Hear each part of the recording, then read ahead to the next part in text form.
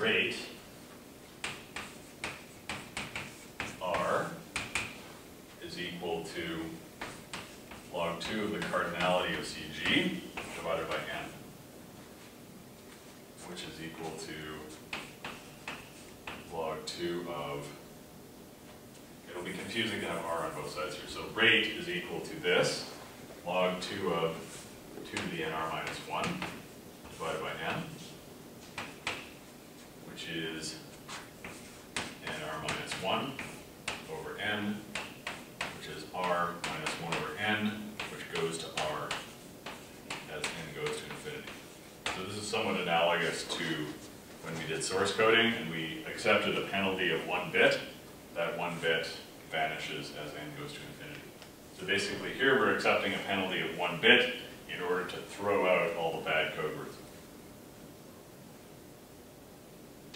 So this kind of makes sense. Distinguishing between one half of the code words and the other half of the code words can be done with 1 bit. So in other words, if you think of it this way, the leading bit up here might be 0, and the leading bit up here might be 1, and so therefore by throwing out half of the code words, I just check to see whether the leading bit is 1 or 0, so I'm losing at most 1 bit of information capacity. So that's her. We just proved that any rate R less than C is achievable.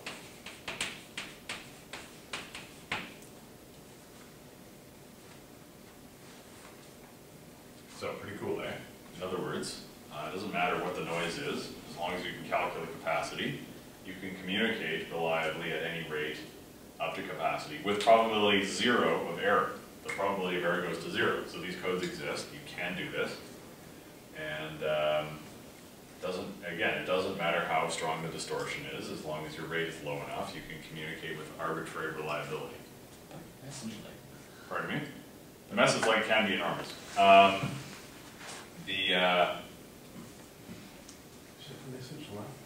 It used to be that the most sophisticated error-correcting codes in the world were those that were flown on deep space missions, because there the signal-to-noise ratio is tiny, and so therefore capacity is quite small.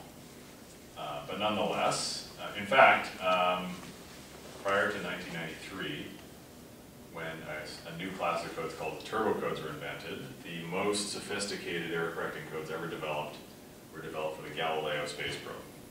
If you've ever heard of what happened to Galileo, after it was launched, they realized they couldn't unfurl the main antenna. So therefore, they only had the backup antenna at low gain to communicate with it. So therefore, I mean, the capacity must have been, I don't know what it was, but it was ridiculously tiny. Yeah, I mean, but nonetheless, they designed error-correcting codes to communicate reliably with that thing.